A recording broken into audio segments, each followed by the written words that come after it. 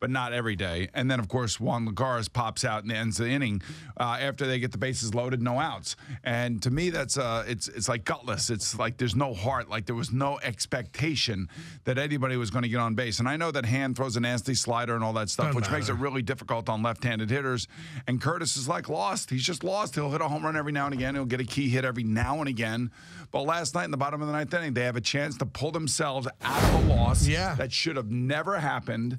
And they don't do it. And that's all you need to know about where the Mets are right now. And their offense isn't really the problem. We know what the problem is. The problem is the bullpen is a disaster. It is an unmitigated disaster. And whoever Terry Collins decides to turn to out there, whoever he decides to give the ball to, especially after getting a reasonably good start from Robbie Gsellman, all of a sudden you have what you have, a loss to the worst team in baseball, which makes your team look like the worst freaking team in baseball. There's so many aspects to the game itself. We'll get to the injury thing later. But here's the thing. It's one game, it's one loss, but it's a very significant loss in the sense that you see what this team is made of. Now, I don't know. They may turn around here. I have no idea. But here's the problem. It's the frustrating part when you combine it with their lack of what I'm not saying they're not trying, but they're not digging in. Guys are just not digging in, and they're not competing. And no matter what decision Terry Collins makes, it seems like it's the wrong decision right now. Do I leave Gsellman in? He's pitching well. Do I get him out? Do I give it to my bullpen? My bullpen is in tatters. It's terrible. Am I overtaxing my bullpen? Matt Harvey only goes 5 innings. I mean, it's ridiculous. And I think he's in a really bad spot. Now, going to the point where you just talked about, not discussing injuries. Well, let me back up for 1 second on that. I want to get to that. There's a game issue, though, that has to be addressed.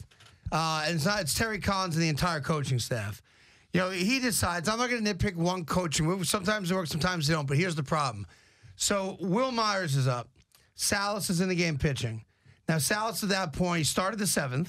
He gets the first 2 guys out. Derno is a single, steals second base. He walks Solarte. And now you got to decide, is he going to pitch to Myers or bring someone else in? He brings Neil Ramirez in. That's the guy they just got from the Giants, right? Here's the point. Don't wave your eyes at me. Here's the point. It's important. I know, but I'll tell you why. So Myers, damn near it's a home run, right? Right. So Joel Sherman, after the game, and I'm giving him credit because he's the one that did it, he said, are you aware that the last guy he faced before the Giants let him go was Will Myers, and he hit a bomb out of the stadium? Are you guys aware of that? Like, you brought him in to face a guy that a week and a half ago hit a bomb against him, which got him released by the Giants. Terry Collins said, I had no idea. Didn't know the matchups. Meaning, not just Terry Collins, however many men are coaches in that dugout. There was no scouting. They're unaware of who they're bringing into a game. They're unaware of who he's pitching against, and they're incompetent. How do you not know that? Now, you're asking a guy to get a guy out? It's that guy's to get him out. I get it.